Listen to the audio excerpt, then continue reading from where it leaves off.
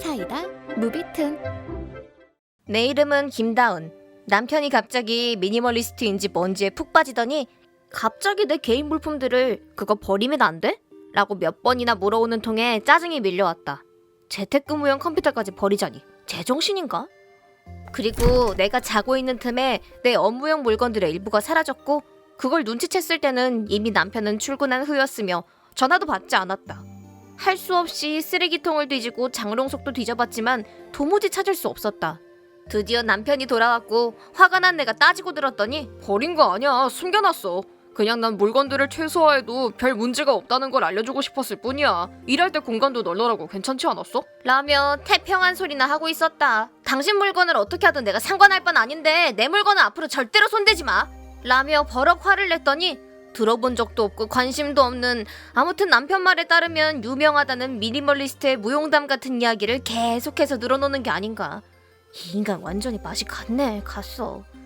결국 내가 평소 사무실처럼 사용하는 방을 잠궈두겠다며 남편에게 이유까지 설명하며 몇 번이나 이해와 동의를 구했지만 이해할 생각조차 없는 듯 뭐야?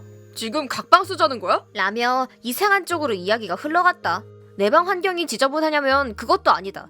내 방은 어지간한 모델하우스보다 훨씬 깨끗하게 정리되어 있다. 그런 내 방을 물건에 집착이 느껴지는 공간이라고 표현하는 남편의 주장은 정말 어이가 가출할 지경이었다.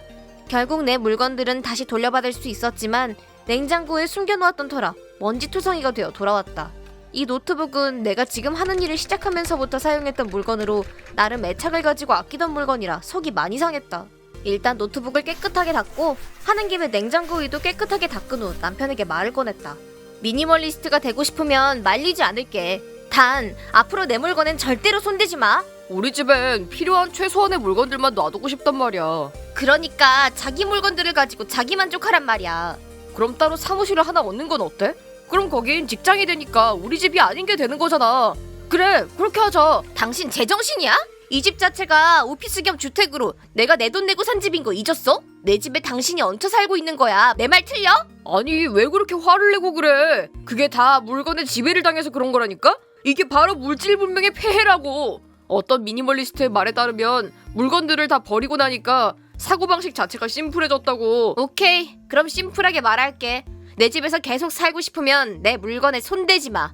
그게 힘들면 이 집에서 나가. 내가 이 집에 들어왔을 때 우리 두 사람의 집이라고 했었잖아. 그건 남의 물건을 멋대로 내다 버리지 않았던 과거의 당신한테 한 말이야. 지금의 당신이랑은 같이 못 살겠어. 그게 무슨 말도 안 되는 소리야. 우리 부부라고. 왜 나는 하고 싶은 일들을 할 수 없는 건데? 도무지 말이 통하질 않아서 할 수 없이 다음날 일 때문에 바빴던 우리 아빠를 제외하고 우리 엄마와 시어머니, 시아버지를 집으로 초대했다. 남편에게는 이 상태론 도저히 같이 못 살겠으니까 양가 부모님들 모시고 이야기 좀 해보자 라고 했더니 자신만만하게 그러자고 했다. 일단 시부모님과 엄마가 아유 니들 정말 깨끗하게 해놓고 산다 라며 밝은 얼굴로 말씀하시자 남편이 청소는 제가 합니다. 방에 물건이 적으면 그만큼 청소하기가 편하거든요. 아니 댁이 출근한 사이에 청소기 돌리는 건 나거든요? 아무튼 현재 상황을 양가 부모님들께 설명하고 일 때문에 없어져선 안 되는 물건들에 함부로 손을 댄 이야기를 하자 부모님들의 표정에서 웃음기가 사라지시더니 남편에게 자네 그건 아니지 라며 정색을 하기 시작했다. 하지만 남편도 그의 질세라 무소유의 미학. 진정한 미니멀리스트가 되기 위해서는 가족들의 협조가 필요하다는 점을 책까지 펼쳐들고 일장연설을 하기 시작했고 나와 시부모님이 입을 모아 그러니까 남의 물건에 손대지 말라고 라고 아무리 말해도 전혀 말이 통하지 않았다. 남편의 끝도 없는 연설로 인해 평소 그렇게 밝고 상냥하신 시부모님들 얼굴이 점점 시들어가는 것도 더 보고 있기 힘들었다. 아 됐다. 무슨 말을 더 하겠어 라고 하려고 한 그 순간 시아버지께서 니네 누나 좀 불러야겠다 라고 말씀하시더니 30분 정도 지났을까? 새언니가 도착했다. 새언니는 오자마자 대뜸 한다는 말이 뭐야 이거? 왜 이렇게 깨끗해? 진짜 사람 사는 거 맞아? 와 쩐다 라며 눈을 반짝이며 놀라는 눈치였다. 남편은 의기양양해져서는 그치 좋지. 누나 미니멀리스트라고 들어본 적 있어? 라며 새언니에게도 그 지루한 연설을 다시 시작했고 난 어떻게든 그 연설 중간중간 끼어들어 현재 상황을 설명하려 애썼다. 그러자 새언니는 미니멀리스트 그거 좋네. 나도 꼭 한번 해보고 싶었거든. 이라는 말이 떨어지기가 무섭게 탁자 위에 있던 남편의 스마트폰을 집어들더니 말릴 틈도 없이 쓰레기통에 힘껏 집어던지는 게 아닌가. 갑자기 남편의 눈이 희둥그레해지더니 지금 뭐하는 짓이야? 라며 서둘러 스마트폰이 무사한지 확인하러 쓰레기통으로 달려갔고 그 앞을 새언니가 생글생글 웃으며 막아서더니 왜 그래? 뭐가 걱정이야? 너도 이제 곧 행복해질 거야. 아 맞다, 이것도 필요 없지? 라며 남편의 물건들을 이것저것 들고 와서는 있는 힘껏 쓰레기통에 던지기 시작했다. 이거 스트레스 해소도 되는데? 무소유의 미학 완전 좋다. 남편은 미니멀리스트는 그런 게 아니야 라며 버럭 소리를 질렀지만 새언니는 더 큰 소리로 네가 한 짓이 이거랑 뭐가 달라 이 등신아! 우와, 새언니 무섭다. 그러더니 시부모님을 보고는 이런 멍청한 소리를 얌전히 앉아서 들어주니까 애가 젖골이 나는 거 아니야? 다운이는 무슨 죄야? 불쌍해 죽겠네. 저 등신 집으로 끌고 가. 그리고 나에게는 많이 힘들었겠다. 미안해. 내가 대신 사과할게. 자기 물건에 누가 손대면 얼마나 기분 나쁜데. 그러자 갑자기 어젯밤 먼지투성이가 된 노트북을 혼자 닦아내면서 가슴속에 맺혔던 여러 가지가 갑자기 보물 터지듯이 터지면서 나도 모르게 울어버렸다. 잠시 시간이 흐른 후 정말 죄송한 말씀이지만 저 잠깐 이 사람이랑 별거하고 싶어요 라고 말문을 열자 새언니는 그렇게 해. 이 멍청이는 정신 차릴 때까지 우리 집에 가둬 놓을게. 라며 남편의 팔을 움켜잡았고 남편은 거칠게 새언니를 뿌리치며 다 나가! 당장 내 집에서 나가란 말이야! 라며 고래고래 소리를 지르기 시작했다. 시끄러! 빨리 다운이한테 작별 인사해야지. 착하지? 얼른! 왜 나만 가지고 그래? 니네 다들 미쳤어. 제정신이 아니라고! 그 장면은 흡사 떼쓰는 유치원생이라도 빙이 된 듯 징징대는 남편과 그걸 다독이는 대학생 누나처럼 보였다. 결국 남편은 새언니와 시부모님 손에 질질 끌려나갔고 나와 엄마는 어머나. 입을 벌리고 그 진기한 광경을 지켜보았다. 그 뒤 남편은 시댁에서 지내게 되었고 어느 정도 생각을 고쳐먹었나 했지만 매일같이 시댁 식구들 몰래 전화를 걸어 일단 버려보라니까? 버리고 나면 내 말이 이해가 갈 거라니까? 라는 걸 보니 아직 정신 차리려면 시간이 더 필요한 것 같았다. 당신 그 고집 안 꺾으면 별거 말곤 방법이 없어 라고 울음장을 놓았더니 그래 그럼 네가 내 말을 이해할 시간이 필요하겠지. 별거 하자. 그래. 내가 사는 걸 한번 잘 봐봐. 물건을 최소화함으로써 얼마나 삶이 풍요로워지는지 말이야. 같은 소리만 하고 있으니 그냥 별거 하기로 했다.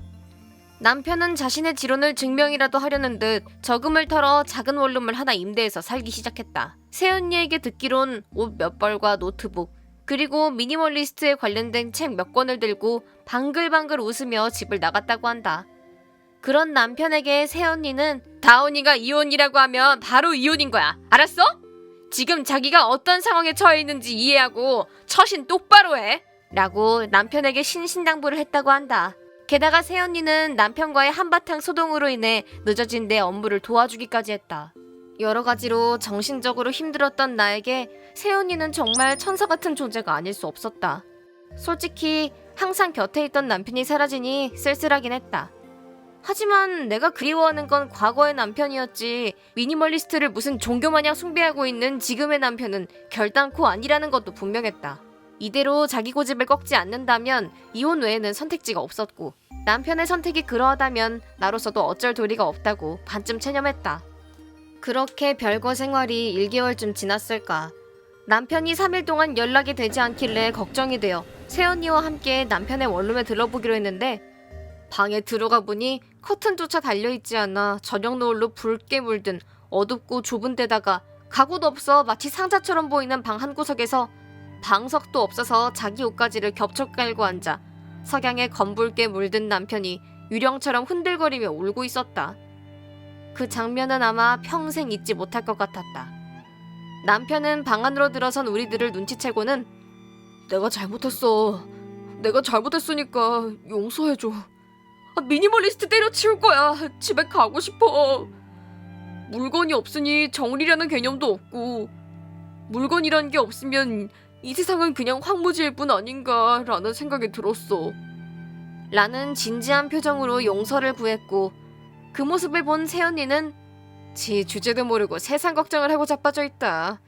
에휴, 이 띨띨아! 라며 꾸짖었다.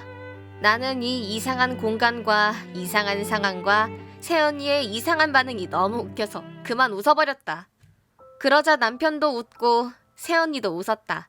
평생 다시는 같이 살지 못할 줄 알았던 남편이 돌아오고 미니멀리스트 시대도 저물었다고 생각했더니 갑자기 뭔가 북받쳐 오르면서 웃고 있는데 눈물이 멈추질 않았다. 기쁨의 눈물이었다. 남편에게 어떤 심경의 변화가 있었는지는 남편만이 알고 있겠지만 지금은 그저 깔끔 떠는 아저씨가 되어버렸다. 혹시 또 미니멀리스트 타령하며 내 물건을 버려버리면 어쩌지 하는 걱정이 가끔 들 때도 있는데 어쨌든 아직 아무 일도 없이 평화롭게 잘 지내고 있다. 새언니가 없었으면 어땠을까 생각만 해도 아찔하다. 이번 영상은 어떠셨나요? 재밌게 보셨다면 구독, 좋아요에 댓글까지 달아주시면 감사하겠습니다. 그럼 다음 영상에서 만나요.